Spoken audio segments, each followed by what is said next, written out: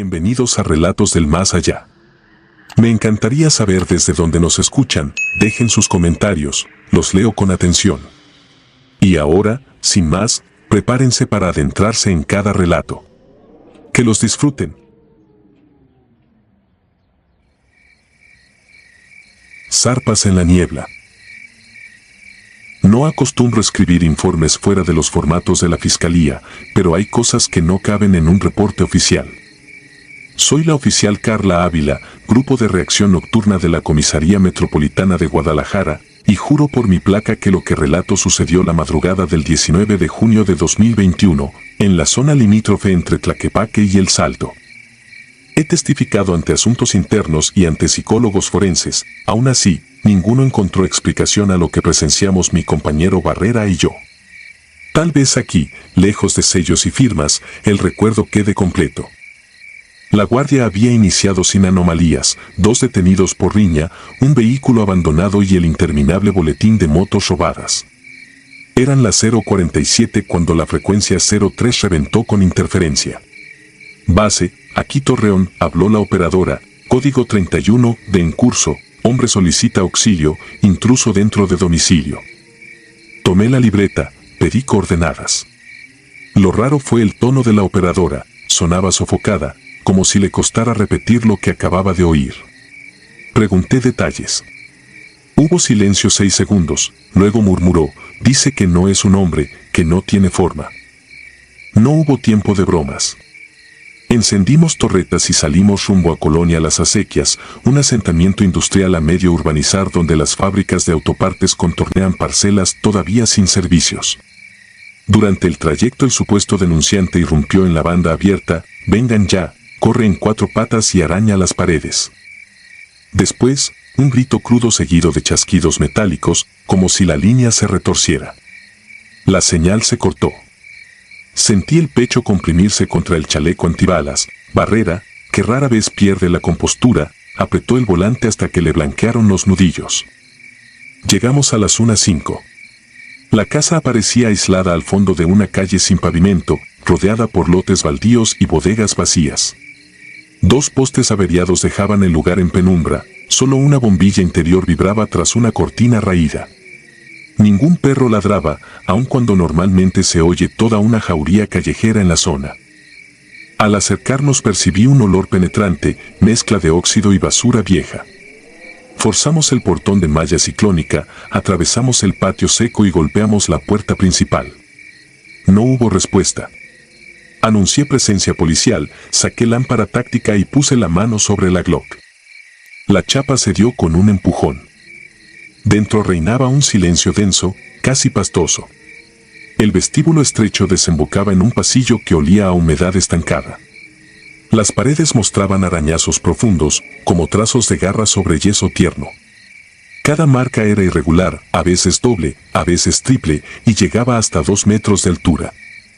Barrera alumbró el suelo, la luz reveló gotas de sangre oscuras que avanzaban como un rosario hacia la sala. Lo que vimos allí congeló la escena. Un cuerpo masculino yacía boca arriba, mutilado hasta lo irreconocible salvo por la mandíbula inferior. El esternón estaba abierto, las costillas expuestas como una trampa oxidada. No mencionaré el resto. He atendido accidentes de pipa y balaceras de narcomenudeo, jamás algo tan quirúrgicamente salvaje. Alrededor del cadáver se delineaba un círculo de huellas que parecían de perro grande, quizá un mastín, aunque la forma resultaba imprecisa, almohadillas desiguales y dedos alargados terminados en puntas.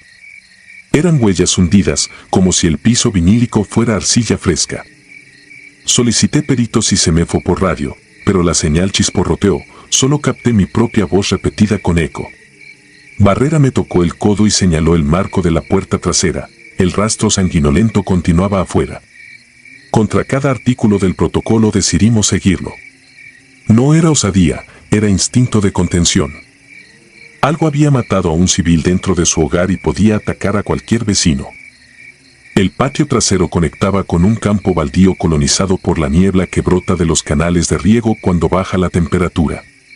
Las huellas caninas se repetían varios metros, pero pasada la mitad del terreno sucedió lo imposible, comenzaron a achicarse y a reconfigurarse.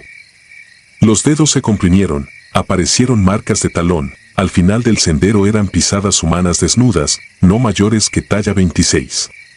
Me encogí. Si era un oso escapado de un circo, absurdo, pero plausible, no podía transformarse literalmente en persona. Barrera masculló una maldición casi inaudible. La niebla nos envolvió tan rápido que perdimos de vista la casa.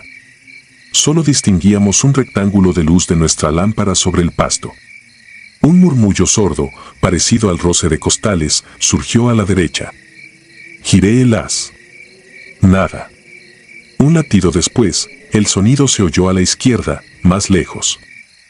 Estaba jugando con la posición, como un depredador que mide al intruso. En ese instante comprendí que la linterna nos convertía en Diana. Apagué la mía y le indiqué a Barrera que hiciera lo mismo. El silencio se ensanchó. Entonces, a espaldas nuestras, crujió algo parecido a hueso que se parte. Esa clase de crujido que uno siente en la dentadura. Volteé y vi una silueta alargada, casi delgada en exceso, sobre el cadáver, dentro de la sala, recortada a contraluz.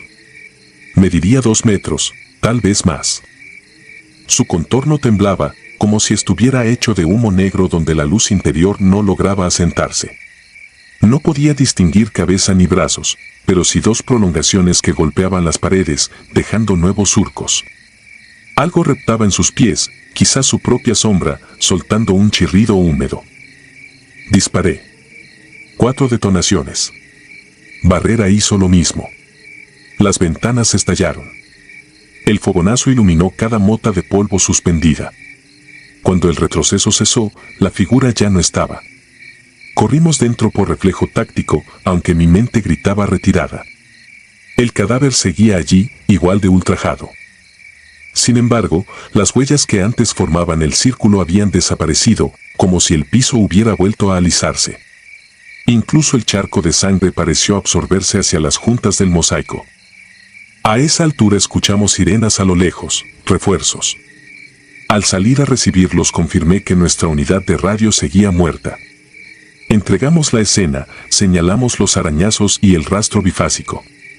Los peritos realizaron fotografías de cada marca, midieron los surcos, recolectaron material biológico. El Ministerio Público abrió carpeta como homicidio con exceso de violencia. Nadie escribió la palabra imposible, pero flotaba en cada intercambio de miradas. Días después, balística concluyó que ninguna bala había impactado pared o mueble. Era como si los proyectiles hubieran atravesado un cuerpo invisible y terminado su trayectoria afuera, quién sabe dónde. Criminalística detectó tejido epitelial alrededor de las garras impresas, compatible con Homo sapiens, pero demasiado deteriorado para perfil genético. El jefe de servicios periciales lo cerró como elemento inconsistente. 2 semanas más tarde, Barrera pidió cambio de turno y no volvió a salir en patrulla conmigo. Aseguró que no era por miedo, sino para pasar más tiempo con su hija recién nacida. Fingí creerle. Yo también deseé alguna excusa doméstica, desde aquella noche no concilio sueño sin luces encendidas. Cuando por fin me vence el cansancio sueño con un pasillo interminable donde las pisadas delante de mí cambian su forma con cada zancada, hasta que dejan de ser pisadas y se convierten en arrastre viscoso. Hace un mes intenté indagar por mi cuenta en archivos de denuncias anónimas. Encontré un folio de 2018, mismo barrio, descripción parecida, intruso que gatea por las paredes y se disuelve al dispararle. El expediente estaba incompleto, el denunciante fue hallado muerto de un infarto antes de acudir a ratificar. En 2019 hay un reporte veterinario sobre perros callejeros cortados con herramienta limpia. El patrón es cíclico, cada junio, siempre de noche, siempre entre canales y terrenos baldíos donde la niebla puede ocultar cualquier cosa. ¿Por qué no se ha filtrado a la prensa?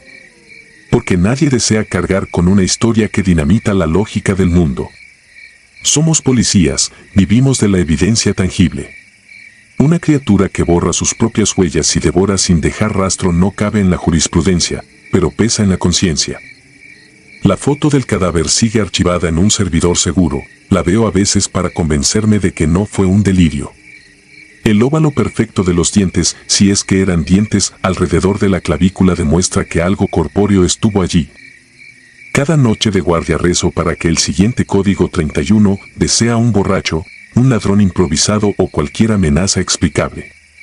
Aún así llevo, además de mi arma reglamentaria, un puñal de supervivencia cerrado y un puñado de sal gruesa que mi abuela juraba espanta lo que no es de este mundo.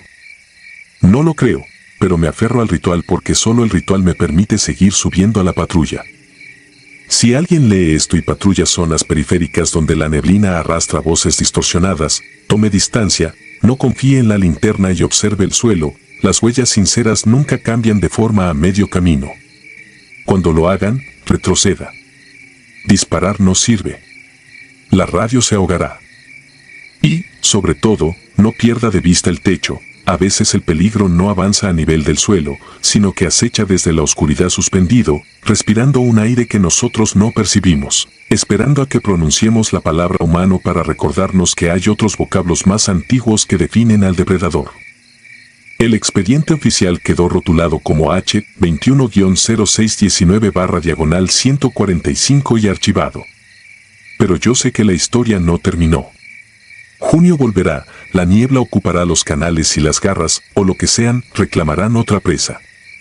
Entonces, si el despacho me asigna la llamada, acudiré, es mi juramento.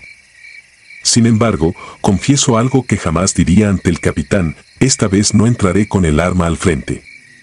Llevaré en la mano la sal, el puñal y algo más valioso que las balas, el recuerdo de aquel instante en que las huellas se encogieron y supe que lo monstruoso no siempre tiene la decencia de parecer ajeno a nuestra propia forma. Y si no vuelvo, que este testimonio sirva para quien se atreva a revisar las patrullas durante junio en las acequias. Escucha en la radio, cuando una voz temblorosa diga no tiene forma, sabrán que la frontera entre hombre y bestia se ha vuelto a fracturar. Después, todo lo demás serán zarpas en la niebla.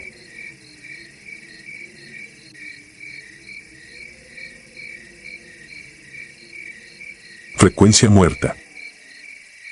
No hay forma sencilla de relatar lo que viví aquella madrugada del 11 de agosto de 2021, patrullando los linderos polvorientos de Saltillo. Después de 13 años en la corporación creía haber visto todo. Cadáveres mutilados, accidentes imposibles, rituales improvisados en cañaverales. Aún así, lo de aquella noche me rompió algo que no ha vuelto a soldar. Me llamo Samuel Benítez. Si anoto cada detalle es porque necesito aferrarme a la certeza de que ocurrió de verdad, de lo contrario, tendré que aceptar que la cordura se me fugó cuando menos lo esperaba.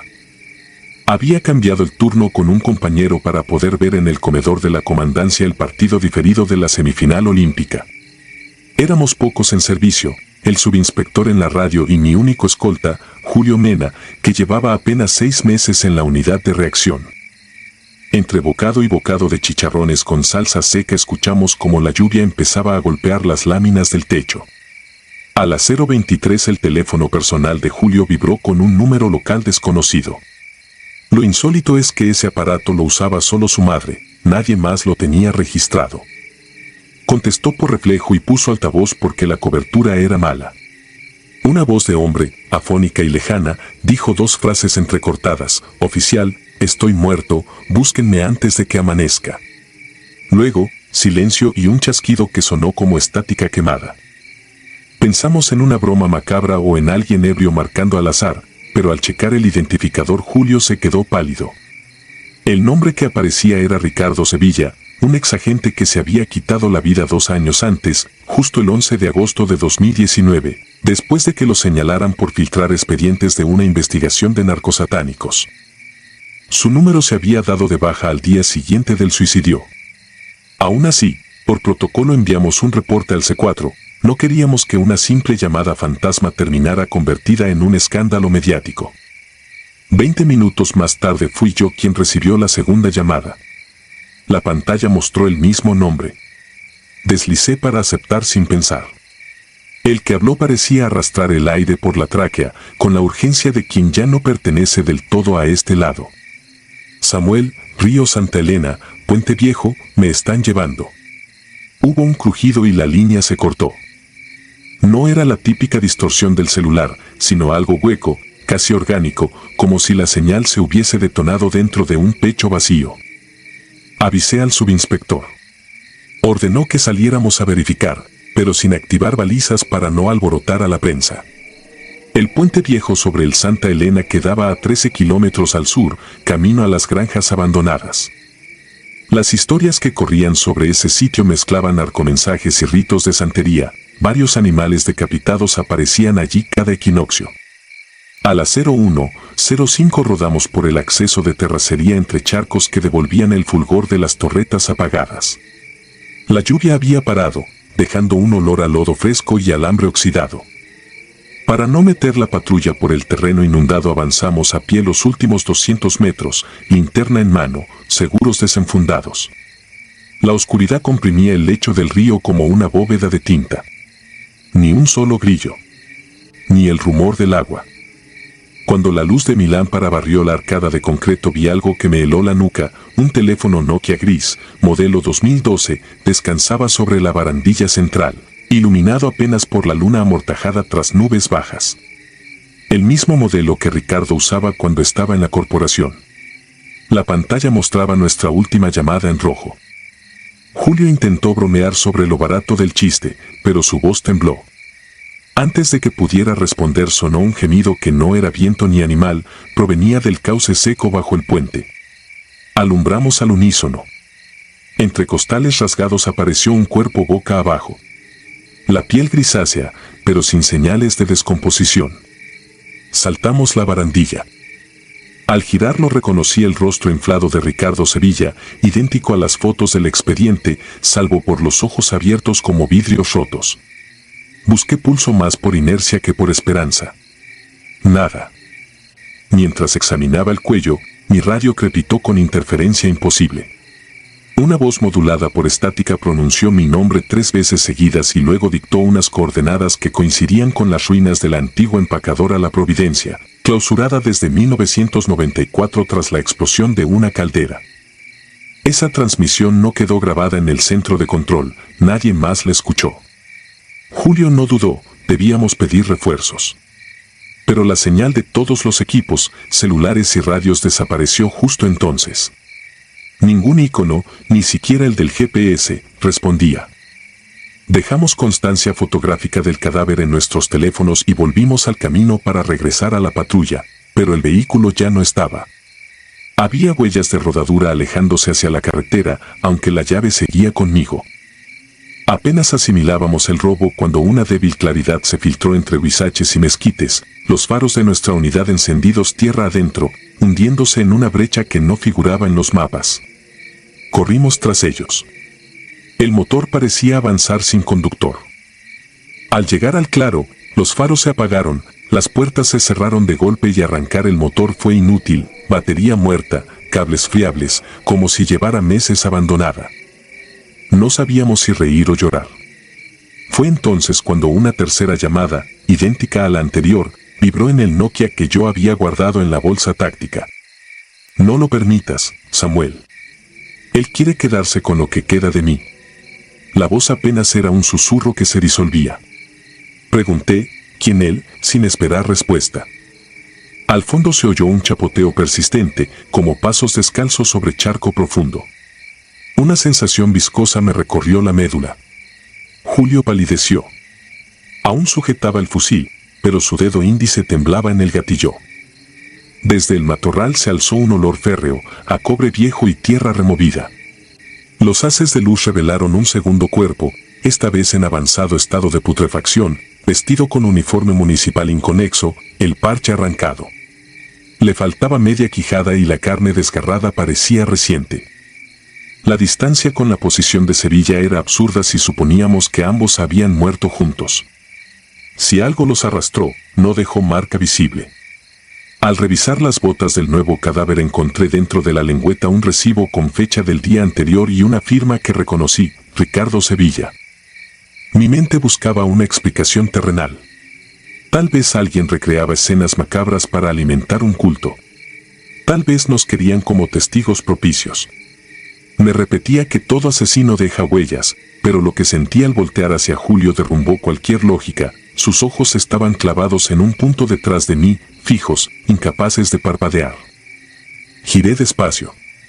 A la orilla del claro, entre sombras, se delineaba una silueta alta envuelta en algo que parecía impermeable negro. No respiraba. No emitía calor perceptible.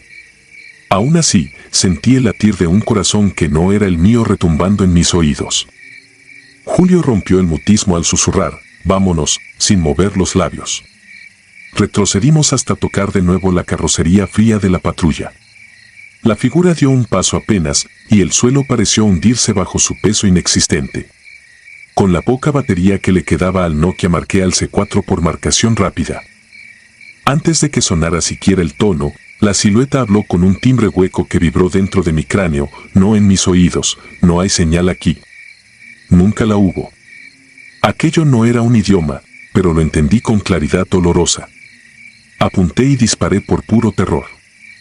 El destello iluminó un instante su rostro sin rasgos, solo piel lisa, sin boca ni ojos, como arcilla mañoseada. El retroceso me sacudió los hombros. Cuando la luminosidad del fogonazo se apagó, la silueta había desaparecido, ni rastro de pisadas. Corrimos campo traviesa, guiándonos por el murmullo distante de la autopista. El cielo comenzó a clarear sin que pasara el habitual resplandor naranja de los primeros albos, la noche pareció plegarse de golpe y luego reanudarse, como un carrete descompuesto. Tras una eternidad llegamos a un puesto de gasolina que imaginábamos cercano, pero el despachador nos informó que estábamos a 40 kilómetros al este de Saltillo. Ni Julio ni yo recordábamos haber cruzado ningún cerro. Al volver con un convoy de compañeros y peritos al Puente Viejo, el cadáver de Sevilla ya no estaba, ni el segundo cuerpo, ni la patrulla, ni el teléfono Nokia. Apenas quedaban los costales rasgados, pero limpios, sin sangre, sin huellas. El C4 juró no haber recibido ningún reporte nuestro. El GPS de nuestras armas marcaba rutas incoherentes por parajes en los que nunca hemos estado. Parecían círculos concéntricos alrededor de un punto sin nombre en los mapas, la antigua empacadora La Providencia. 2 semanas más tarde, un informante anónimo envió a la comandancia un sobre con una sola hoja, la foto de Ricardo Sevilla tomada aquella madrugada, muerto bajo el puente, y al reverso, escrita en tinta Burdeos, una frase que he memorizado contra mi voluntad: la muerte es una frecuencia, decide si la sintonizas o la dejas pasar. Desde entonces, cada 11 de agosto, a las 0:23, el número de Julio y el mío reciben la misma llamada. Dejamos que suene hasta que la batería muere. No volvimos a contestar. No porque dudemos de lo que escucharemos, sino porque tememos la única certeza que nos queda, cuando vuelva a sonar, quizá no sea un aviso, sino una invitación. Desde aquella noche no he dormido más de 2 horas seguidas. Mantengo la radio encendida aunque esté fuera de servicio. A veces creo oír en las frecuencias muertas esa respiración que no pertenece a nadie vivo. Me aferro al pulso en mis muñecas para recordar que sigo aquí, que sigo siendo un policía hecho de hueso y miedo y no una voz atrapada en la estática, esperando que alguien se atreva a contestar.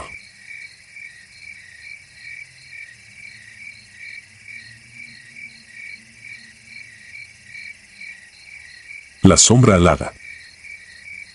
No se supone que un policía tema a la oscuridad, pero cada vez que el sol cae sobre el condado de Stillwater, una franja rural al norte de Montana donde los bosques se amontonan como murallas negras, siento que el aire se espesa y mi pulso se acelera. Me llamo Eduardo Sánchez, oficial de patrulla desde 2016, hijo de migrantes de Zacatecas. Crecí escuchando historias de nahuales y brujas, aún así, lo que viví en 2019 rompió cualquier mito infantil y me dejó una cicatriz que ni el tiempo ni la razón han podido suturar. Era 7 de octubre, 17:30 horas. Conducía la unidad 312 por la ruta 23, revisando potreros vacíos y cercas caídas después de una tormenta. La radio chisporroteó, código 10 a 90 anomalía, raro en el protocolo. Respondí y la voz nerviosa de la central aclaró que un ganadero llamado Roger H. había solicitado presencia inmediata, hablaba de algo en su establo, grande como un toro, pero con alas. Sonó a broma o delirio, aún así giré hacia su rancho. Roger me esperaba en la entrada, camisa empapada de sudor helado, lampazos de paja pegados a las botas. Avanzamos hasta el granero. Un olor metálico, crudamente dulce, flotaba en el aire. Sobre la paja distinguí la forma abierta de una ternera, vaciada con precisión quirúrgica, ni un desgarro fuera de sitio, solo la caja torácica reluciendo bajo la linterna. Roger balbuceaba algo sobre un ruido, un aleteo como lona golpeando el viento. Apenas habló, un chillido agudo rebotó entre las vigas. Los murciélagos locales nunca emiten ese tono áspero, casi humano. Apreté la culata de mi Glock, avancé 2 pasos y sentí un torbellino caliente pasar sobre mi cabeza. Las brasas de la linterna revelaron un bulto oscuro que rozó las maderas superiores antes de salir disparado por el ventanal. Solo alcancé a ver membranas negras, una silueta antropomorfa y un destello rojizo donde deberían ir los ojos. Disparé instintivamente, las balas destrozaron tablones, nada más. Roger gritó, pero no por miedo. Con voz quebrada se arrodilló junto a su ternera y comenzó a rezar. El chillido se perdió en la noche, como si la cosa ascendiera y luego se tragara su propio eco. Llamé refuerzos, enviaron un vehículo, levantamos un informe lacónico, depredador desconocido, posible ave rapaz de gran tamaño. No hubo fotografías nítidas, solo huellas confusas y aquella carne perfectamente extraída. La lógica dice que los monstruos no existen, así que me aferré al protocolo, consulté a fauna silvestre, monté rondines nocturnos, instalé cámaras de movimiento. 2 días pasaron sin nada. La tercera noche, a las 2:14, el sensor de Roger envió una ráfaga de fotos, un bulto negro apoyado sobre el techo del granero, alas plegadas, torso erguido. El flash automático captó escamas o plumas brillando y la sombra de una cabeza cónica. Antes de que el obturador disparara de nuevo, la figura se desvaneció. Revisé las imágenes 10 veces, siempre encuentro detalles nuevos, como garras curvándose sobre las tejas. Pedí licencia para investigar fuera de turno. Conduje kilómetros de camino forestal, visité corrales donde los animales callaban de súbito, como si percibieran mi miedo. Encontré ovejas desangradas, el mismo corte limpio, el mismo vacío interno. Una madrugada, mientras bebía café dentro de la patrulla estacionada, el metal del techo crujió. Todo se volvió silencio. Olía aquel hierro tibio, el mismo de la primera noche. El parabrisas quedó oscurecido por un par de membranas tensas. Supe que la criatura estaba sobre mí, respirando tan despacio que el vidrio empañó apenas. Recordé que la escopeta estaba en el soporte trasero, pero un zarpazo seco golpeó la antena y la radio estalló en estática. Pisé el acelerador, la patrulla derrapó, la sombra se deslizó hacia el cielo. Pude verla contra el resplandor azulado de la luna, brazos largos, piernas invertidas, el batir de unas alas que sonaban como lonas mojadas. Volví a la estación temblando. Informé al capitán, me miró igual que se mira a un borracho que recita fantasmas. Solo registró posible intruso, sin evidencia concluyente y me ordenó descanso obligatorio. Dormí 30 minutos en 48 horas, cada vez que cerraba los ojos oía un zumbido grave que acababa en un chillido metálico. El 15 de octubre recibí una llamada de Abigail S., dueña de un apiario a 20 kilómetros del rancho de Roger. Decía que sus colmenas amanecían vacías, sin rastro de miel ni abejas. Fui sin respaldo. Llegué al amanecer, cientos de cajones abiertos como cofres, la cera derretida en surcos, ni un insecto vivo. En el césped aparecían marcas circulares, huellas de garras profundas formando figuras espirales. En medio de uno de los círculos descubrí algo peor, una placa metálica, vieja, cubierta de óxido. La levanté, era un trozo de señal vial, arrancada de la ruta 23. La superficie estaba parcialmente doblada, como si algo muy fuerte hubiera usado la señal para afilarse. Aquella noche llovió. El agua traía relámpagos que recortaban el bosque como flashes fotográficos. A las 22:03 la luz de la tormenta iluminó algo delante de la patrulla, el cuerpo colgado de un alce en un poste telefónico, las patas todavía agitándose.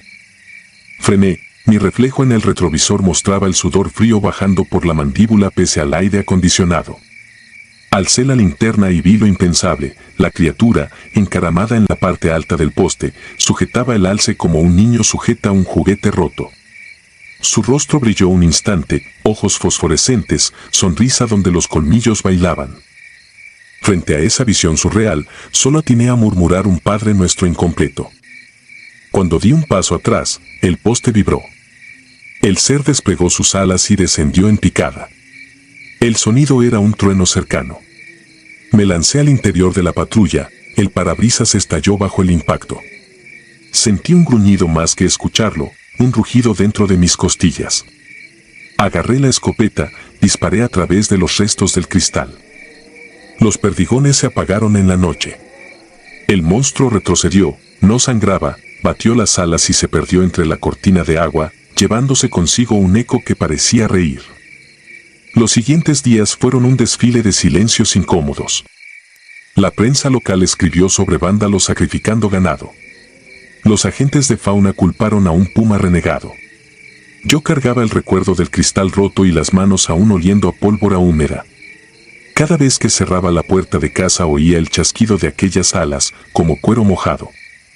El 31 de octubre patrullaba solo otra vez, ya nadie quería turnos conmigo, cuando el laboratorio estatal me envió un correo. El tejido extraído de las garras halladas en el alce no coincidía con ninguna especie catalogada. Proteínas desconocidas, células con núcleos anómalos. Cerré el correo y sentí que todo el peso de la noche caía sobre mí. A las 23:47 la criatura reapareció, justo donde la ruta 23 cruza el puente de madera sobre el río Stillwater. La luna estaba alta y la superficie del agua parecía un espejo de mercurio. Vi aquella sombra posada en la baranda central, en silencio absoluto. Apagué el motor y bajé con la linterna en alto, pero él temblaba más que mi pulso. El ser giró su cabeza cónica, despacio, como si calculara la distancia. No gruñó, no chilló. Solo extendió sus alas, enormes, y las agitó una vez. La ráfaga levantó hojas y gravilla. Después se lanzó al vacío del río, sin salpicar. No cayó, simplemente desapareció, absorbido por la oscuridad que dormía sobre el cauce. Dejé la pistola en la funda. Permanecí allí, envuelto en el sonido del agua y el latido en mis sienes, preguntándome si al abrir los ojos seguiría cuerdo. A veces creo que la criatura no huía de mí, sino que me mostraba su territorio, su dominio sobre la noche. Y yo, un intruso de uniforme, solo podía constatar que nuestra lógica no gobierna todos los rincones del mundo. Solicité traslado a la división urbana 3 semanas después, argumenté estrés. En mi informe final omití nombres, omití fotos y omití la palabra monstruo. Solo escribí, entidad alada no identificada, potencialmente peligrosa, actividad intermitente. Me asignaron a la ciudad, donde hay luces en cada esquina y los gritos humanos opacan cualquier aleteo sobrenatural. Aún así duermo mal. Cuando la madrugada se vuelve demasiado callada, oigo un crujido en el techo, me llega el olor a hierro y recuerdo que el bosque sigue allí, aguardando. Entiendo ahora que algunos depredadores no dejan huellas en la tierra ni en los expedientes oficiales, pero marcan el alma de quienes los atestiguan. Y aunque llevo placa y pistola, sé que nada de eso sirve contra una sombra diseñada para acechar la parte del mundo que no pertenece a los vivos. Por eso escribo este relato, no para que me crean, sino para descargar el peso de lo que presencié. Si algún día viajan por rutas solitarias donde el viento suena a cuchillas y las vacas mugen mirando al cielo, mantengan las puertas cerradas y la vista alta. Tal vez la sombra alada sobrevuele su camino con la misma indiferencia con que destroza la carne, y quizá la suerte no alcance a todos, porque la noche siempre reclama algo a cambio de su silencio. Nunca volví a Roger ni a Stillwater. Pero todas las mañanas, cuando entra el parte de novedades, busco sin querer reportes de animales vaciados con cuidado quirúrgico. Aún no aparecen, o tal vez nadie quiere documentarlos. Yo aprendí la lección. Algunas bestias no se cazan con balas ni se encierran en jaulas, se quedan flotando en la mente, rozando las sombras, recordándonos que la oscuridad tiene dueños y que nosotros apenas la rozamos con nuestras linternas temblorosas.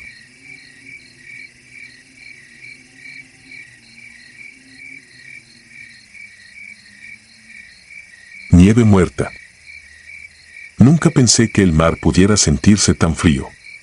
Era julio de 2011 y yo llevaba apenas 6 meses asignado a la Policía Estatal de Puerto Altivo, un poblado costero del norte de Sonora que apenas rebasaba los 2000 habitantes. Me habían enviado allí para reforzar la presencia en las comunidades pesqueras, donde el único delito serio era el contrabando de gasolina hacia las pangas clandestinas. Sin embargo, aquella noche comprendí que la rutina puede hundirse sin aviso y que existen sucesos incapaces de archivarse en un reporte.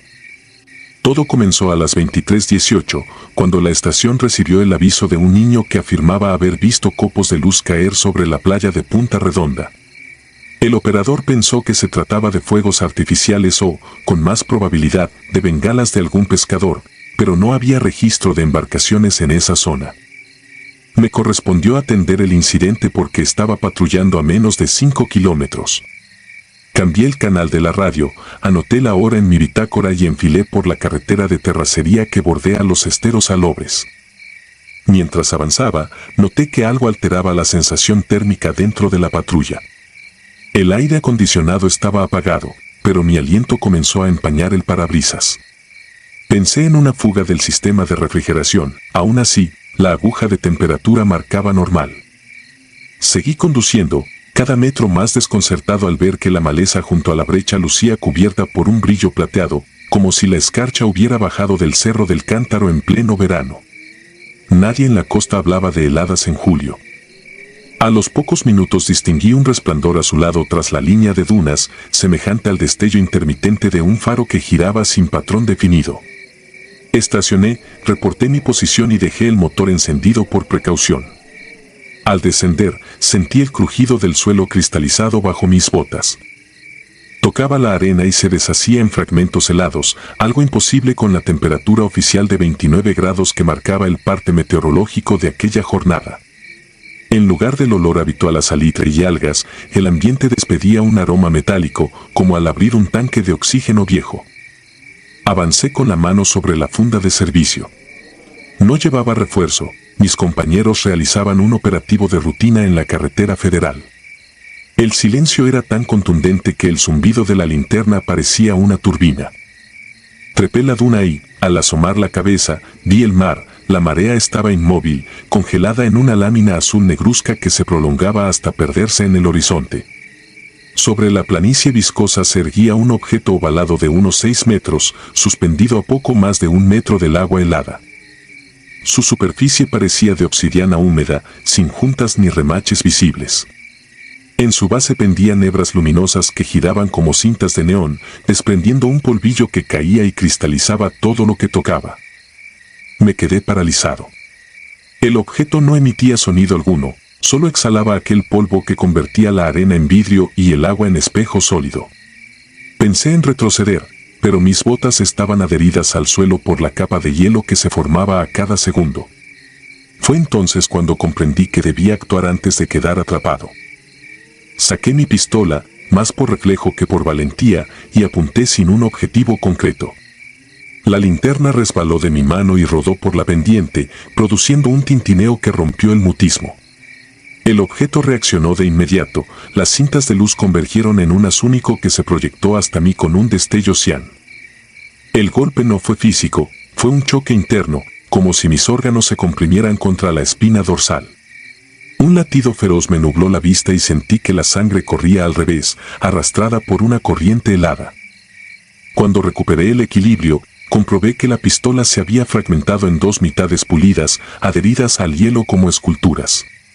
Intenté tomar mi radio, pero la antena se desprendió en mi mano, cristalizada.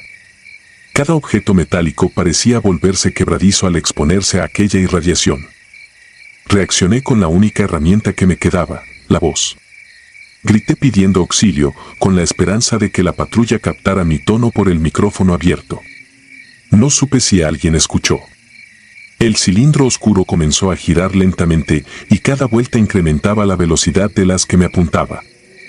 A medida que rotaba, expulsaba un silbido agudo, similar a un tren fantasma que se mezclaba con notas graves, capaces de vibrar en el interior de mi pecho. El arco de luz se ensanchó hasta rodear el perímetro de la playa.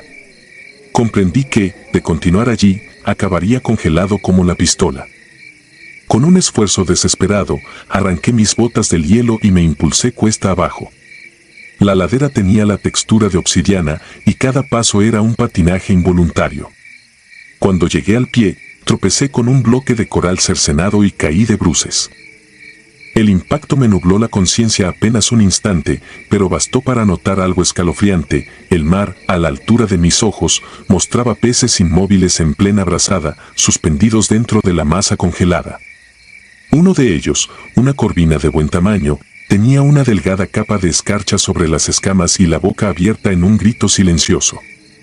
Me levanté tambaleante y emprendí la carrera hacia la patrulla. Cada respiración dolía, como aspirar vidrio molido. Giré para medir la distancia. El objeto seguía su rotación incesante, pero el haz de luz se replegaba, como si recalibrara su puntería.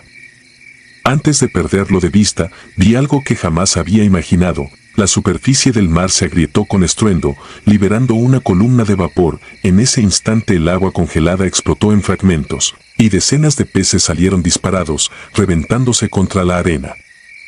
La ola congelada colapsó sobre sí misma, creando una nube de cristales que se elevó como si una bomba de polvo rodeara el artefacto. Llegué a la patrulla con las manos amoratadas. El motor seguía encendido, el tablero mostraba una temperatura interior de 4 grados, pero el aire que exhalaba el ventilador era tibio. Intenté hablar por radio, pero solo surgía estática y un pitido que me taladraba el oído. Giré la camioneta con cuidado y pisé el acelerador. Después de 50 metros, la carretera se normalizó, la maleza volvía a estar verde, la temperatura ascendía y mis dedos recobraban sensibilidad. Aún así, la antena del radiotransmisor se desintegró al tacto, reduciéndose a polvo metálico sobre mis piernas. Cuando ingresé al pueblo, se escuchaban sirenas a lo lejos. 2 patrullas municipales venían en dirección contraria. Por las luces azules entendí que acudían a mi llamado, pero el radio seguía muerto. Detuve el vehículo, bajé la ventanilla y supliqué que se detuvieran. Jamás olvidaré sus rostros al ver mi uniforme cubierto de partículas brillantes. Quise persuadirlos de no acercarse, pero no atinaron a escucharme. La emoción de acudir al riesgo marino, así bautizaron la clave de emergencia, les ganó. Continuaron camino. Pasé la siguiente hora en la pequeña clínica del puerto. El médico de guardia afirmó que sufría hipotermia moderada y signos de barotrauma, aunque nunca me sumergí. Me cubrieron con mantas térmicas y enviaron una ambulancia para recoger a los agentes que me siguieron. Solo regresó una. La otra quedó varada cerca de la playa. Sus ocupantes fueron hallados al amanecer, congelados dentro del habitáculo, con la piel cubierta de una fina película de escarcha que se agrietaba al tacto. El paramédico aseguró que los cuerpos estaban duros como vidrio y que al moverlos se desprendía polvo plateado. Ese mismo día, alrededor de las 6 de la tarde, llegó un convoy del ejército. Aisló la zona con vallas y manta negra. Nadie pudo aproximarse a menos de 500 metros. Durante 2 semanas, helicópteros sin insignia sobrevolaron el perímetro, llegaron contenedores refrigerados y camiones cisterna. Los rumores se multiplicaron. Unos hablaban de meteorito tóxico, otros de fuga de gas. Las familias comenzaron a partir hacia pueblos vecinos, temerosas de la neumonía luminosa, como bautizaron a la extraña gripe que se llevó a 7 pescadores y 3 niños. La escarcha había desaparecido, pero la arena quedó apelmazada como un mosaico de vidrio lechoso. Cuando por fin reabrieron la avenida costera, no quedaba rastro del objeto ni del hielo. Un capitán de zona me entrevistó 3 horas, apuntando todo en una libreta gris sin membrete. Al final me hizo firmar un documento que desconocía. Decía que lo visto era fenómeno atmosférico no identificado que no supuso amenaza a la población. También especificaba que había sufrido desorientación por fuerte diferencial térmico y que mi arma se destruyó al caer sobre una roca. Firmé. ¿Qué otra opción tenía? Hoy, cada vez que recuerdo aquel policromo reflejo girando sobre un mar congelado, pienso en los peces petrificados, en el crujir de la arena bajo mis botas y en el latido invertido que sentí dentro del pecho. Me forzaron a archivar el parte, pero en mis sueños la luz sigue danzando sobre la duna y el viento trae olor a metal oxidado. Abandoné el uniforme un año después. Sin embargo, no puedo huir de la certeza de que no fue un sueño. Sé cuántos cuerpos sacaron rígidos de aquella patrulla, sé lo que sangró mi nariz por el frío imposible de aquel julio. Y sé, sobre todo, que el mar nunca volvió a sentirse cálido. Hay noches en que el eco de aquel silbido se cuela entre los grillos. Entonces cierro los ojos y revivo el instante en que levanté la linterna y el mundo cambió a postales de cristal. Cada crujido, cada respiro helado, cada latido feroz me recuerda que, donde la luz cae como nieve muerta, ninguna ley humana alcanza para explicar el horror.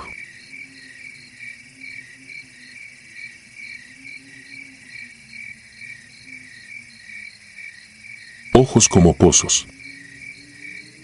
Nunca quise dejar nada por escrito. Los informes oficiales son suficientes y las bitácoras de patrullaje se queman con el tiempo, pero lo que ocurrió aquella noche de mayo de 2003 en la Sierra de Chihuahua sigue regresando, zumbando en mi cabeza como la estática de una radio que ya nadie sintoniza. Escribo porque cada vez que cierro los ojos escucho el tañido hueco de una campana que nunca conocí antes de esa madrugada, y porque todavía despierto empapada, segura de que alguien, o algo, me vigila desde el rincón más oscuro de mi propio cuarto. Yo era oficial tercera en la Policía Estatal de Caminos. Mi compañero, el suboficial Ríos, llevaba 10 años patrullando los caminos de terracería que unen los ranchos mineros con las brechas forestales. La orden llegó al filo de las 23, verificar un poblado llamado San Anselmo. El centro de mando reportaba ausencia total de señales durante 16 días, ni tráfico de radio local, ni consumo de energía, ni tránsito vehicular detectado por los retenes. Sonaba a avería de antenas, quizá a un corte de fibra. La explicación lógica siempre es la primera que uno se impone para no sentir el hielo recorriendo la columna. Tomamos la libre Creel Basaseachi y desviamos rumbo noroeste por una brecha que, según el mapa topográfico de 1992, conducía al valle donde se asentaba el caserío. Casi 40 minutos después, la patrulla rebotaba sobre un camino cada vez más angosto. Las copas de los pinos se apretaban sobre nosotros escupiendo sombras densas. Recuerdo haber encendido la luz interior para anotar la última marca de kilometraje y como el resplandor amarillento perfiló el rostro de Ríos, parecía años mayor, las arrugas comprimidas por una tensión que ninguno confesó. La entrada a San Anselmo era apenas un arco de ladrillo carcomido. Más allá, una calle terrosa se retorcía entre viviendas de adobe despintado. No había un solo farol encendido. Las cruces de los aleros crujían en silencio. Bajé la ventanilla, ni grillos, ni perros, ni viento. El silencio, lo pienso ahora, era demasiado perfecto, como si alguien hubiera arrebatado todo sonido y dejado solo el zumbido de nuestra marcha. Estacionamos frente a la plaza principal. El kiosco de lámina oxidada se inclinaba unos centímetros, víctima de un cimiento que sería. Al fondo se alzaba una iglesia colonial pequeña, cantera gris y puerta doble entornada. Grabé mentalmente nuestra posición, revisé mi Glock y activé la cámara del uniforme. No teníamos cobertura, pero el dispositivo almacenaría video local, un hábito que los veteranos adoptamos tras demasiadas escenas imposibles de describir en un parte. Cruzamos la plaza. Cada pisada levantaba polvo reseco. Empujé la hoja de madera de la iglesia con la palma, cedió sin chirriar, como si hubiese sido aceitada esa misma mañana. Dentro, los bancos se alineaban impolutos. Sobre cada uno, sentado en perfecta inmovilidad, había un feligrés. Ríos iluminó con la linterna y el haz reveló ropas campesinas, manos entrelazadas en actitud de rezo, cabezas erguidas hacia un único cirio encendido en el altar. Avancé 2 pasos. Al enfocar el rostro de la primera figura, el estómago me dio un vuelco, la piel estaba ceniza, los labios rígidos, los globos oculares, negros, completamente negros, sin esclerótica ni iris, como piedras de obsidiana pulida. La mujer respiraba, lo noté por el leve vaivén del pecho, pero aquel movimiento no producía el más mínimo sonido. Un repique de campanas estalló de pronto, sin sacristán ni cuerda visibles. El bramido metálico me atravesó los tímpanos y resonó en el interior de la caja torácica. Ríos se dobló un segundo, llevándose las manos a los oídos. Yo reaccioné con un instinto primitivo, retroceder. Giramos para salir y, en un parpadeo, la puerta se transformó en un corredor de piedra húmeda que no recordábamos haber cruzado. El paso al exterior nos vomitó en un paisaje distinto. La patrulla había desaparecido. Las casas que momentos antes mostraban simple abandono ahora eran esqueletos carbonizados, ventanas como cuencas hollinadas y techumbres colapsadas. Una niebla viscosa flotaba a ras de suelo, subiendo hasta el nivel de las rodillas. La plaza se había encogido, o quizá el pueblo se había estirado, porque la distancia hasta el perímetro parecía infinita a pesar de que corríamos con el pánico abriéndonos los pulmones. No tardamos en oír los susurros, un canto monótono en latín, entrecortado, como si docenas de bocas murmurasen desde lugares diferentes dentro de la bruma. El pulso me golpeaba las sienes cuando activé el botón de auxilio en el radio. Respuesta, estática, un chasquido helado que imitaba aquel cántico incomprensible. Intentamos orientarnos siguiendo la torre de la iglesia, pero cada callejón desembocaba en otro punto idéntico, tapias vencidas, carros herrumbrosos recubiertos de maleza, postes eléctricos que se perdían en un cielo sin estrellas. La niebla se arremolinó formando columnas delgadas. Al dispersarse, reveló figuras humanas avanzando lentamente. Eran los mismos que rezaban dentro del templo, ahora a la intemperie, los ojos negros reluciendo con el reflejo imposible de una luz que no existía. Ríos gritó mi nombre, intentó jalarme hacia una bocacalle, pero su mano se quedó en el aire, la niebla lo tragó a medio paso. Corrí tras él lanzando mi propia voz como un salvavidas, jamás contestó. Sin aliento, me vi en una calle ciega que terminaba en una tapia de adobe. Apunté la lámpara, la pared estaba cubierta de cruces grabadas a navaja y, bajo ellas, listas de nombres con fechas espaciadas a intervalos regulares. Muchos terminaban en desaparecido. El último registro marcado, su voz. J. Ríos, 5 de mayo de 2003. Eso ocurrió 3 minutos después de perderlo. El cántico cesó. Escuché pasos detrás. Giré empuñando la Glock con manos temblorosas. Nada. Solo niebla. Bajé la voz a un susurro, pedí a la cámara que al menos grabara un testamento si nadie hallaba mi cuerpo. El cañón agitaba el aire cada vez que mi pulso tironeaba. Una de las columnas blancas se disolvió y dejó ver la puerta lateral de la iglesia a unos metros. Sin pensarlo, corrí hacia ella. La intuición me decía que cada calle llevaba de nuevo al mismo centro, a la misma boca del pozo. Adentro olía a cera caliente. El cirio seguía encendido, pero ahora eran 2. La nave estaba vacía. En el suelo, justo frente al altar, yacía la placa metálica de Ríos, ennegrecida como si hubiese pasado por fuego. El sonido agudo de la radio brotó otra vez, esta vez desde la sacristía. Crucé el pasillo, aparté un cortinaje polvoriento y bajé 4 escalones hacia la cripta. Allí, bajo la luz oscilante de mi linterna, descubrí una mesa de piedra cubierta de veladoras numeradas. Cada vaso de vidrio llevaba dentro la fotografía borrosa de un uniformado, federales, rurales, estatales, incluso gendarmes de hace décadas por su indumentaria.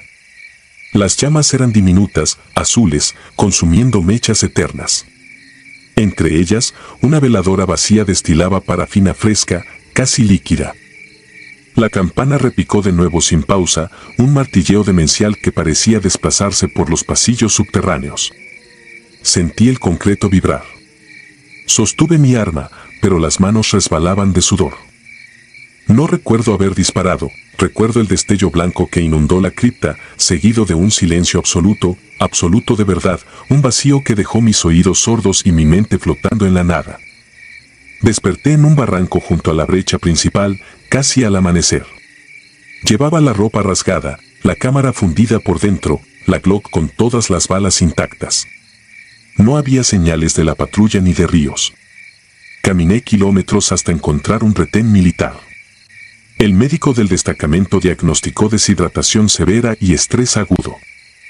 Me aferré a su uniforme mientras me cargaban a la ambulancia, suplicando que enviaran un convoy a San Anselmo. 3 días después, cuando pude incorporarme, supe que el equipo de búsqueda halló el arco de ladrillo desplomado y huellas de llantas que se perdían entre la maleza, pero ninguna edificación en 100 hectáreas a la redonda. Una inspección satelital mostró solo bosque cerrado, ni plaza, ni kiosco, ni templo. Lo único recuperado fue una veladora vacía en mitad de un claro y, dentro de ella, la placa metálica del suboficial J. Ríos, impoluta, sin rastro de quemadura. La investigación concluyó por falta de indicios. El expediente duerme bajo el código hallazgo no corroborable. Me dieron de baja temporal, terapia y ansiolíticos que no impiden el tañido nocturno. Vendo mi testimonio al papel porque temo que un día, al levantar la mirada en el espejo, mis ojos sean también dos pozos negros y silenciosos. Y porque, cada 5 de mayo, recibo una llamada sin número identificador. Al contestar, escucho la campana y un coro de voces que, en un latín que ya aprendí a traducir de memoria, repite una sola frase: Lux in tenebris, et tenebrae non comprenderunt. La luz en las tinieblas, dice el credo, y las tinieblas no la comprendieron. Quizá sea cierto. O quizá esas sombras entiendan demasiado bien lo que somos, carne que tiembla y se consume, llamas azules esperando el turno de apagarse en un altar sin nombre.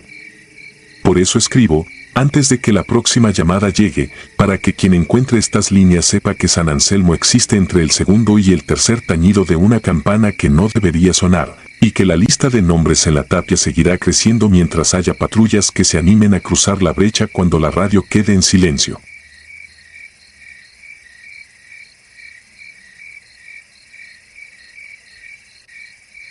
La cosa encadenada. No escribo esto para asustar a nadie, aunque ojalá alguien me lo hubiera contado antes de aquella patrulla, sino porque desde entonces no pego el ojo sin que las bisagras oxidadas de esa puerta se abran en mi cabeza. Soy el agente Reinaldo Barrón, policía estatal de Durango. Durante 12 años me he tragado relatos sobre brujas, nahuales y aparecidos en la sierra, pero el 29 de mayo de 2011 fuimos nosotros, mi compañero Ortiz y yo, quienes alimentamos la leyenda. Era martes, 2 de la madrugada. Íbamos por la brecha de terracería que serpentea el cañón de San Miguel, entre lomas de cedros que se alzan como columnas negras contra el cielo. El radio crepitó con una voz temblorosa. Un anciano del ejido El Mezquite juraba haber visto luces dentro de una casa abandonada a la altura del kilómetro 114 de la vieja carretera minera. Decía que escuchó golpes como si se estuvieran vaciando costales de huesos. Nadie más contestó al llamado, nosotros éramos la patrulla más cercana. Reconocí la finca de inmediato. Antiguo casco de hacienda calcinada por la Revolución Cristera, tejabán hundido, ventanas sin cristales y una placa borrosa donde aún se adivinaban las letras Los Duraznos. El portón se mecía con golpes lentos del viento y al fondo centelleaba una lámpara intermitente como si alguien la prendiera y la apagara al compás de su respiración. Quitamos el seguro de la puerta de malla y avanzamos con linternas en alto. No había perros, ni grillos, ni el zumbido de cables eléctricos, solo un silencio grueso que se pegaba a la piel. El vestíbulo parecía haber sido arrasado por una estampida. Marcos partidos, trastos regados, manchas secas en el suelo que olían a óxido viejo. Las huellas de mugre marcaban un rastro que subía a la escalera principal y desaparecía en la barandilla rota. Al fondo, junto al comedor de ruido, encontramos un teléfono inalámbrico sin baterías tirado boca abajo. La pantalla muerta mostraba la hora exacta de nuestra llamada de servicio. Aquello nos puso el estómago en hielo. Mientras inspeccionábamos piso por piso, el aire se volvió más denso y cargado de un tufo a tierra revuelta. Cada habitación estaba volteada al revés, roperos volcados, colchones destripados, retratos familiares triturados a uñas. Parecía un saqueo, pero las pocas cosas de valor, joyas baratas, un reloj de plata, seguían intactas entre el desorden. Fue entonces cuando abrimos la puerta del sótano. Un golpe de aire húmedo, casi subterráneo, nos apagó las linternas durante un segundo. Al regresar la luz, el pasillo que bajaba parecía infinito. Bajamos despacio, armas fuera. Al fondo palpitaron reflejos verdosos, descubrimos veladoras apagadas, frascos con raíces flotando en formol y símbolos tallados en el piso con cal viva. En medio de ese círculo macabro había una silla metálica atornillada al suelo. Sobre ella, un hombre extremadamente delgado, vestido con harapos ensangrentados, estaba sujeto con alambre de púas que cercenaba su piel en silencio. Le cubrían los ojos con una venda negra empapada de sudor, los labios, cosidos con hilo quirúrgico, tiritaban en un murmullo que nunca llegaba a ser voz. Me acerqué y tomé su pulso, lento pero firme. Lo increíble fue descubrir que el cable de luz que colgaba sobre su cabeza estaba recién pelado y sumergido en un charco de agua. Al mover la linterna, noté que el líquido era espeso, verdoso, y despedía burbujas diminutas como un caldo de algas. La escena tenía la lógica de un sacrificio detenido a media frase. Cortamos el alambre con una cizalla de la patrulla. Cuando el metal cedió, el hombre se estremeció, y un chasquido heló mi columna, era el hilo de sus labios rompiéndose al ahogarse un grito. Alcancé a oír 2 palabras desgarradas, casi un graznido: no miren. En ese instante las bombillas del sótano explotaron a la vez, y el silencio perfecto que reinaba afuera fue reemplazado por un zumbido nauseabundo, como si un enjambre gigantesco hubiera despertado en las entrañas de la casa. Una corriente helada subió por la escalera y apagó nuestras linternas. Oscuridad total, salvo por una fosforescencia verdosa que emanaba de las paredes, dibujando sombras deformes que parecían avanzar sin generar sonido de pasos. Sentí a Ortiz apoyarse contra mi hombro, su respiración se disparó cuando algo, no puedo describirlo de otra forma, crujió como ramas aplastadas justo detrás de nosotros. Apunté el arma hacia el pasillo, la oscuridad respondió con un destello húmedo, 2 círculos luminosos a la altura de un pecho humano, pero demasiado separados para ser ojos. El prisionero se levantó de un salto imposible para alguien tan herido y corrió hacia la penumbra del fondo. Segundos después, un estrépito metálico anunció que la puerta trasera del sótano acababa de cerrarse con cerrojo. Cuando la linterna volvió, la silla estaba vacía, el charco de líquido burbujeaba más rápido, y sobre la pared apareció una mancha larga de sombra que serpenteaba hacia el techo antes de desvanecerse. Ortiz rompió el silencio con la única frase que cruzó entre nosotros esa noche: vámonos antes de que suba con nosotros. Fue suficiente. Subimos los escalones de 2 en 2. Al llegar a la planta baja, la puerta principal se estrelló contra el marco como empujada por un vendaval, pero afuera los árboles ni siquiera se balanceaban. Encendimos las torretas de la patrulla y pedimos refuerzos. Mientras esperábamos, escuchamos un retumbar sordo en el interior de la casa, como golpes de ariete contra el piso superior. Sin previo aviso, todas las ventanas reventaron hacia afuera, lanzando astillas y polvo hasta la mitad del patio.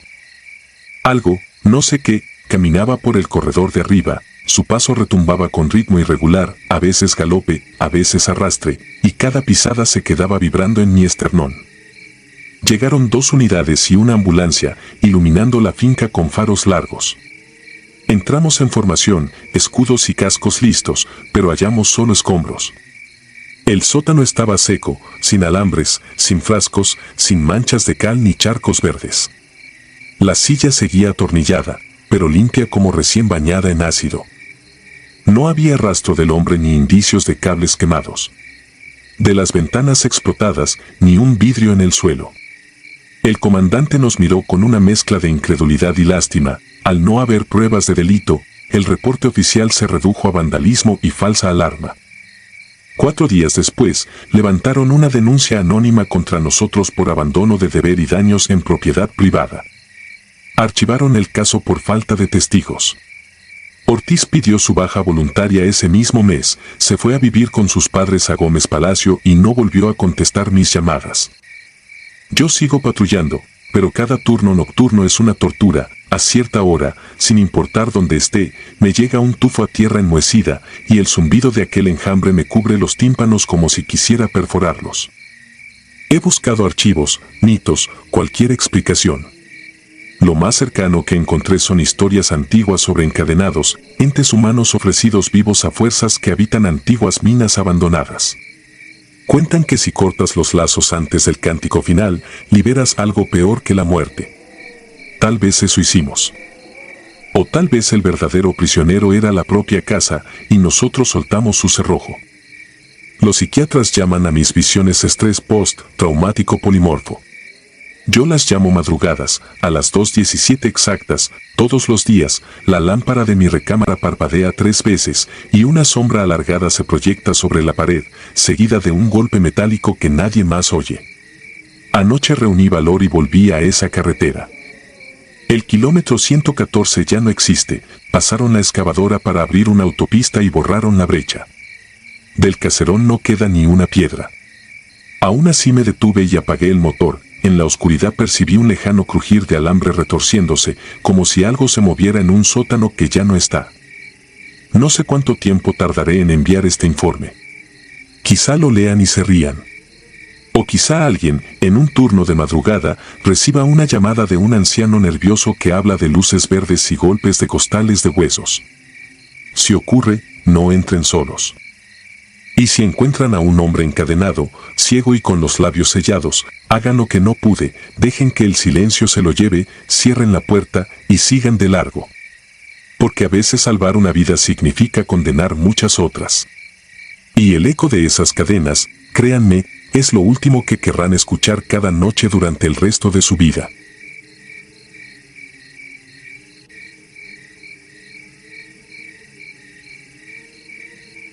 Ella lo reclamó. Me llamo Héctor Salgado, ex agente segundo de la Policía Municipal de San Luis de la Paz, Guanajuato. Antes de escribir esto, juré que jamás reviviría aquella noche del 14 de junio de 2019, pero llevo 2 meses sin pegar el ojo y sé que, si no lo cuento con cada coma en su sitio, la historia acabará contándome a mí. Esa guardia arrancó tranquila. Mi turno iniciaba a las 22, el aire olía a tierra mojada porque media tarde había diluviado sobre el semidesierto. Éramos 5 dentro de la delegación, el comandante Varela, la oficial Vera, recién incorporada, el radiooperador Campos y mi compañero de patrulla, Isaac Ríos. Propuse café instantáneo mientras discutíamos el repechaje de Liga MX. Isaac, clavado de León, bromeaba con que este año por fin les tocaría la buena. A las 23:37 detuvimos a 3 borrachos que armaban riña en la plaza y, poco después, a un muchacho de 19 que rompía medidores de luz detrás de un taller automotriz. El chico, Omar Galván, llegó furioso, escupiendo amenazas. Lo encerramos en la celda 3. Parecía un caso rutinario, hasta que la estación abrió sus fauces a la oscuridad. A las 2:08, el estruendo metálico del portón principal nos sacó de la somnolencia. Vera dijo que una mujer exigía pasar. La cámara exterior mostró a una figura sola bajo la lámpara de sodio. Vestía falda larga color ceniza, blusa amarilla deslavada y un rebozo que apenas dejaba ver su rostro. Aquella cara, sin embargo, lo decía todo, sonrisa fija, mandíbula tensa como si los músculos se hubieran cristalizado, pupilas que no se molestaban en parpadear. Salí al recibidor con Vera pisándome los talones. El vidrio blindado nos separaba de la visitante. Podía olerla aún así, un hedor agrio, mezcla de cuero húmedo y sangre coagulada. Ni siquiera pestañeó cuando le pregunté qué deseaba. Respondió, con voz baja y perfecta, que venía por lo que me pertenece. Sobre la bocina vieja, su frase retumbó como un eco de caverna. Le pedí nombre y parentesco. Omar Galván es mío, repitió, y la palabra mío se estiró silbante, como si saliera de una caldera. Le expliqué el procedimiento, mañana lo turnaríamos al Ministerio Público. Ni discutió. Solo apoyó la frente en el vidrio, deslizó los labios en un beso sordo y se marchó hacia la calle desierta, sin voltearse, perdiéndose donde la lámpara dejaba de reinar. Campos soltó una carcajada nerviosa. Isaac me dio un empujón bromista. Oye, compadre, te intimidó la suegra del chamaquito. La tensión se diluyó con chistes breves. Creímos que la cosa acabaría ahí. A las 2:26, 2 detonaciones retumbaron en la zona de celdas. Tensión pura, adrenalina en vena. Desenfundé mientras corríamos por el pasillo angosto. Un zumbido eléctrico sacudía las lámparas, parpadeantes con un chisporroteo azulado que arrancaba sombras gigantes en los muros. El aire de pronto era gélido, casi goteaba escarcha. Encontramos al custodio Ramírez tirado boca arriba, respirando a bocanadas cortas. No sangraba. Temblaba. Señaló hacia la última celda. El corredor olía a cobre quemado y cloro, a hospital viejo. Los detenidos no proferían palabras, ojos desorbitados, cuerpos anudados en posturas fetales sobre los catres. Solo un murmullo, parecido a un rezo, reptaba en la penumbra, sácamelo, sácamelo. Nos aproximamos. Cada paso parecía hundirse en lodo aunque el suelo era cemento pulido.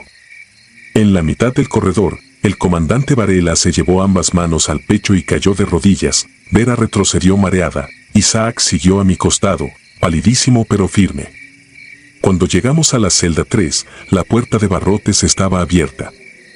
Lo que vi permanece tallado en la córnea de mi memoria. Omar colgaba a medio metro del suelo sostenido solo por la mano izquierda de la mujer, quien había regresado sin que un solo sensor la registrara. Su brazo, excesivamente largo, parecía articulado en 2 codos. La luz titilante revelaba que la piel del antebrazo se abría al estirarse, como una culebra creciendo fuera de su muda. El muchacho no luchaba, estaba consciente, ojos en blanco, un hilo viscoso cayéndole desde el mentón. El rebozo de la mujer se deslizó y entonces su boca, o lo que debía serlo, ocupó medio rostro, llena de piezas dentales cónicas que chorreadas de un líquido oscuro, más espeso que sangre. Elevó la vista hacia mí. Sentí un latigazo helado detrás del esternón, como si me hubieran clavado un cincel de hielo. El cañón de mi pistola le apuntó al centro del pecho casi sin voluntad propia. Disparé.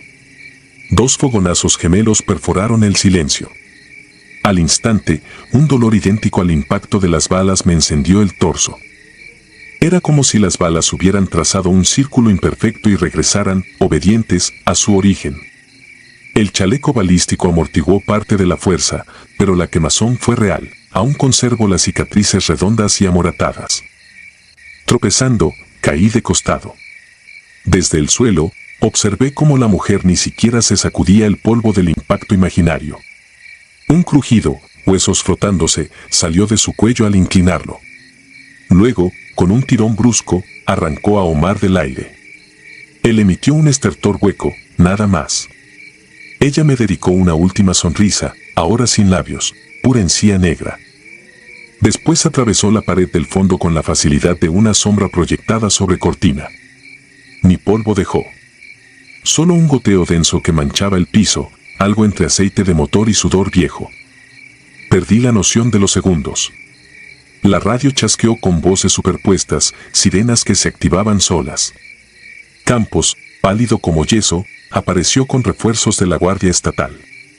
Nos sacaron uno a uno, Varela con arritmia severa, Vera sin respuesta neurológica durante 6 minutos, yo con contusiones torácicas extrañas, Isaac en shock. Las cámaras internas grabaron 22 minutos de estática, el disco duro chirrió y se bloqueó cuando peritos intentaron clonarlo. No había rastro de la puerta de celda forzada ni huellas de pisadas. Omar Galván figura hasta la fecha como prófugo. Respecto a la mujer, la denuncia describe femenina sin señas particulares. Las autoridades cerraron el expediente alegando filtración de terceros y colusión interna. Yo renuncié 10 días después, incapaz de cruzar el umbral de otra comandancia.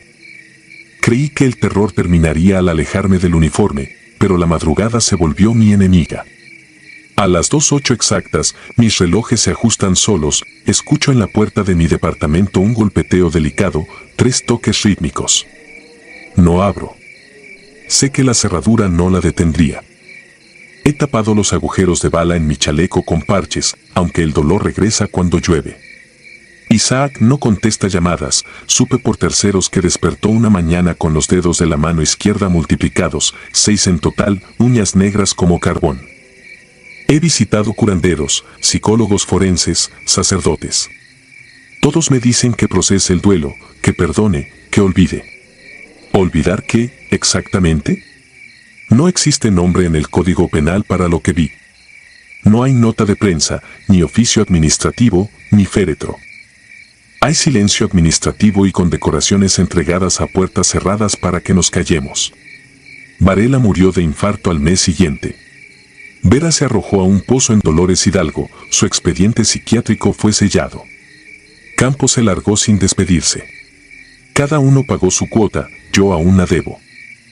Hay noches en que pruebo la pistola reglamentaria, descargada, contra mi sien. La metáfora me consuela, si no hay bala, no hay eco. Sin embargo, hace una semana, encontré 2 casquillos reglamentarios sobre la mesa de la cocina, lustrosos, tibios, como recién disparados. Me pregunto si pertenecen a mi arma o si son los mismos que rebotaron contra su pecho absurdo antes de regresar a mí. Nunca volví a ver sus ojos, pero a veces, cuando bostezo, distingo detrás de mis párpados cerrados un destello de esmalte blanco, una hilera interminable de colmillos curvos. Hay un murmullo que anuncia su retorno, un mío reptando por debajo del ruido cotidiano. Sé que está más cerca de lo que admito. Quizá detrás de la próxima puerta mal cerrada, o bajo la última farola de alguna avenida a oscuras, esperando reclamar algo que aún me pertenece, yo, el único testigo vivo que vio cruzar el umbral a la dueña de sombras. Hasta aquí puedo escribir. Hace 5 minutos el reloj cambió a 2:07. Rezo, aunque no crea. No pido perdón y salvación, solo un instante más de respiración limpia antes de que su dedo huesudo marque 3 veces la madera y pronuncie, otra vez, la palabra eterna, mío.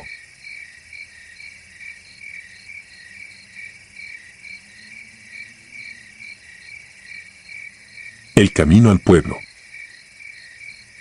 No tengo muchas razones para recordar aquel año con cariño. Era 2011 y, tras la muerte de mi madre, regresé a un pueblo de Zacatecas al que juré no volver. Me fui a los 8 años. Viví en la capital desde entonces. Me acostumbré al ruido, al tráfico, a la vida acelerada. Pero cuando te quedas sin nadie, sin motivos, sin rumbo, terminas regresando al único lugar donde todavía alguien recuerda tu nombre. En mi caso, ese alguien era mi padre. Me recibió en la puerta de la casa donde crecí. No hubo abrazo ni sonrisa. Solo un aquí no hay mucho, ponte a buscar trabajo. Ya no era el mismo hombre que yo recordaba. Era más flaco, más seco. Vivía solo, rodeado de herramientas viejas y con el tiempo oxidado atrapado en las paredes de adobe. A los pocos días, supe por un conocido que había una vacante de policía municipal en un pueblo a 40 minutos. Casi nadie quería ese trabajo. Era mal pagado, las patrullas estaban descompuestas y, según decían, el pueblo estaba podrido por dentro. Pero no tenía opciones. Fui. Me entrenaron en el municipio vecino. Nada que yo no conociera. Ya había trabajado en seguridad privada allá en la capital. Me aceptaron rápido. Tal vez porque nadie más quería hacerlo. Mis jornadas empezaban antes del amanecer. Mi tía me prestó una motoneta y con eso llegaba. Los caminos eran puros baches, polvo, vacas cruzando. Las primeras semanas fueron tranquilas. Rutinas. Caminatas largas. Poca gente en la calle. El tipo de pueblo donde todos se conocen pero nadie se habla en voz alta. Recuerdo bien mi primer encuentro extraño. Eran como las 5 de la mañana. Yo apenas iba llegando, y desde el monte, por una vereda empinada, vi a un viejito jalando una carreta cargada de leña. Ni un vehículo podría pasar por ahí. Lo saludé con un gesto. Él me respondió alzando la mano. Buena suerte, joven, me dijo sin detenerse. Cuídese de los Zárate, esa familia no es de fiar. Me quedé frío. No lo conocía. Él tampoco a mí. Pero hablaba como si supiera exactamente quién era yo. Seguí mi camino, pensando que era solo una advertencia de esas que se dan por costumbre en pueblos donde la ley es una sugerencia. Llegué a la comandancia, y ese día, uno de los compañeros me acompañó parte del turno. Pero después de mediodía me quedé solo. Me senté afuera de una tiendita, tomando una soda. El calor era seco, duro. Entonces, se acercó un muchacho, flaco, moreno, con una gorra sucia que le cubría los ojos. No tendría más de 17 años. Dice mi hermano que te quiere invitar a comer al rancho. Dice que es bueno conocerse. Se me quedó viendo como si esperara que yo le siguiera sin chistar. Soy Santiago Zárate. Me incomodó. No por lo que dijo, sino por cómo lo dijo. Como si no fuera una invitación, sino una orden. Le respondí con cortesía que en otra ocasión. El chico me tomó del brazo, con fuerza. Antes de que pudiera reaccionar, la señora de la tienda salió y le gritó que me dejara en paz. El chico se fue sin decir nada más. No se vaya nunca con ellos, me dijo la señora. Si lo invitan otra vez, usted diga que no y mejor no ande solo. Aquí se ve gente, pero no se siente la vida. Me quedé con eso en la cabeza. No dormí bien esa noche. Los días siguientes empecé a notar cosas raras.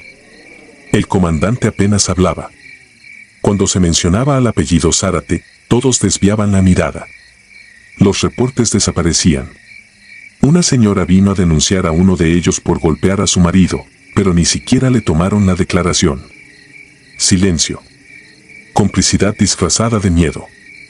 Una semana después, volví a ver al viejito de la carreta. Bajaba por el mismo camino, jalando los mismos troncos. Lo saludé con respeto. Él se acercó con paso lento, su ropa olía a humo y monte. ¿Ya los conoció?, me preguntó con una sonrisa casi burlona. Los Zárate no perdonan la desobediencia. No me han hecho nada, le respondí, medio en broma. Pero gracias por advertirme. Aquí los nuevos no duran, me dijo en voz baja. Porque los que llegan con buenas intenciones, ellos lo sienten. Lo suelen. Buscan carne fresca. ¿Usted quiere quedarse? No supe qué contestar. No confíe en nadie, añadió mientras se alejaba. Si le dan la espalda muy rápido, ya lo vendieron. Lo seguí con la mirada hasta que se perdió entre la neblina que empezaba a bajar de los cerros. Esa misma tarde, tomé valor y le pregunté a la señora de la tienda si ese viejito era conocido. Se me quedó viendo con expresión de desconcierto. ¿Cuál viejito? Aquí nadie baja con carretas por el monte desde hace más de 20 años. Esa vereda ya ni existe, está cerrada por los derrumbes. Me quedé helado. Le describí al hombre. Ella se persignó.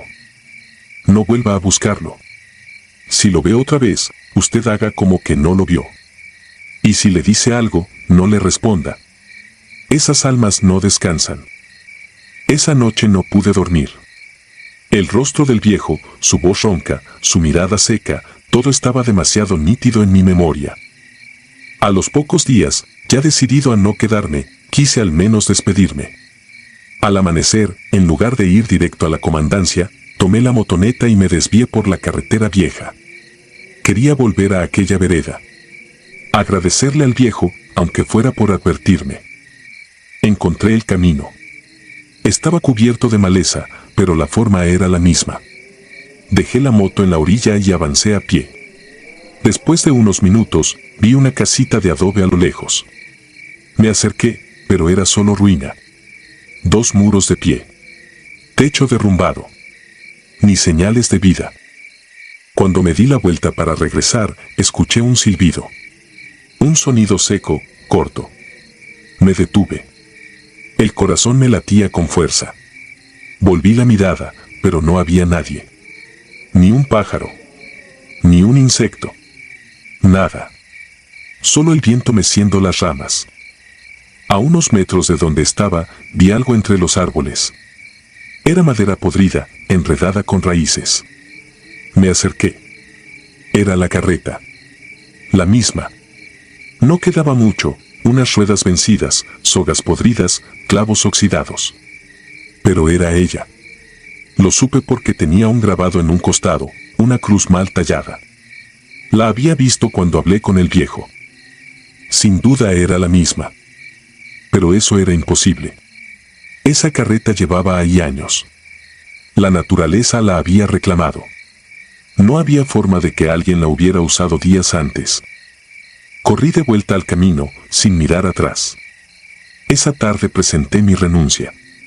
Nadie me detuvo. Ni siquiera el comandante. Solo me dijo, usted sabrá por qué se va, muchacho. Volví a casa de mi padre con la certeza de que me había salvado de algo mucho peor que un mal sueldo o una patrulla sin gasolina.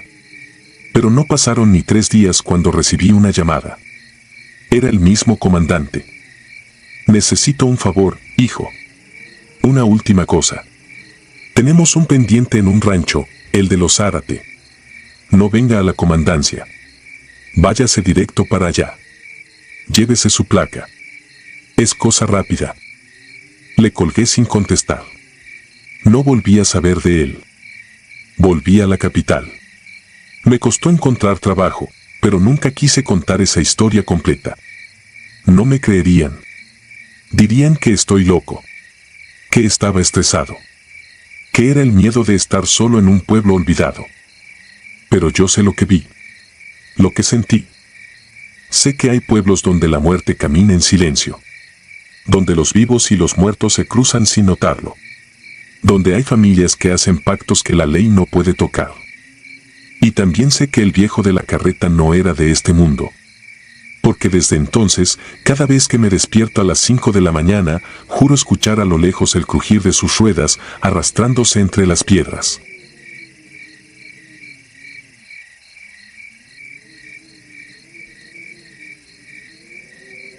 Tierra Roja. Me llamo Alonso Guerra y, mientras escribo, la noche se escurre por las persianas como veneno lento. Fui policía rural en las sierras de Chihuahua durante 11 años. Entre las muchas escenas que cargo, hay una que todavía me despierta empapado en sudor.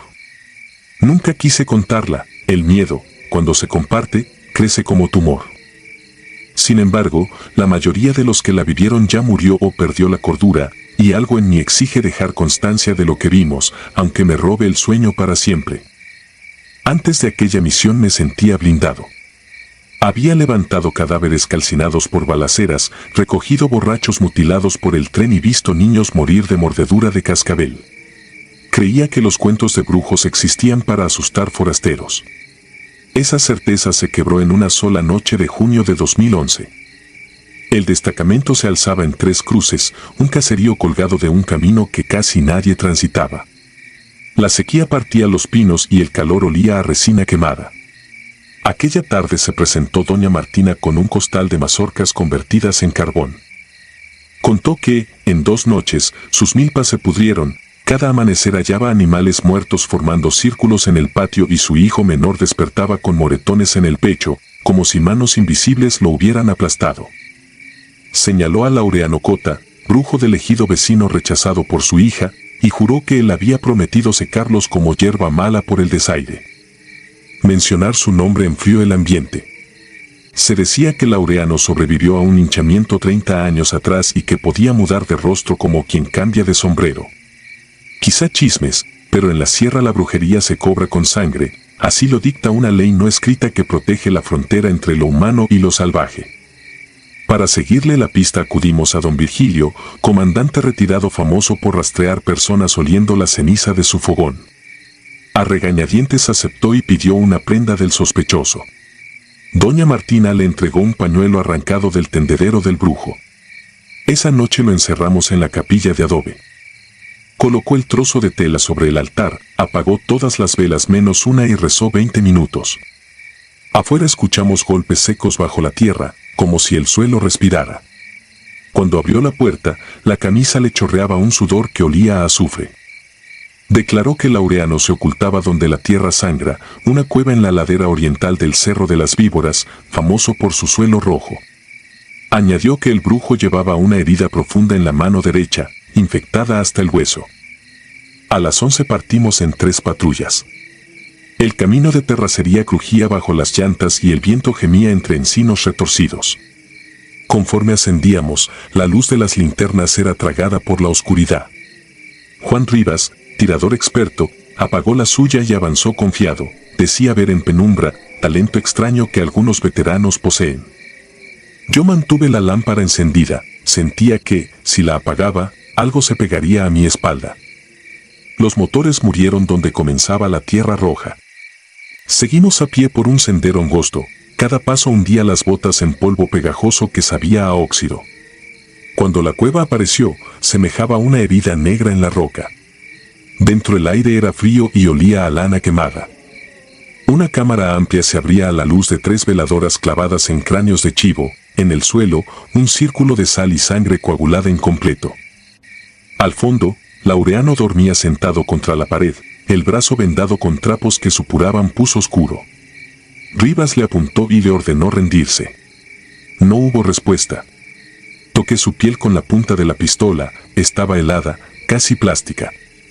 El brujo abrió los ojos y murmuró algo en un castellano viscoso que no me atrevo a repetir. Las veladoras se apagaron sin viento y la oscuridad se cerró como un párpado gigantesco. Las paredes palpitaron.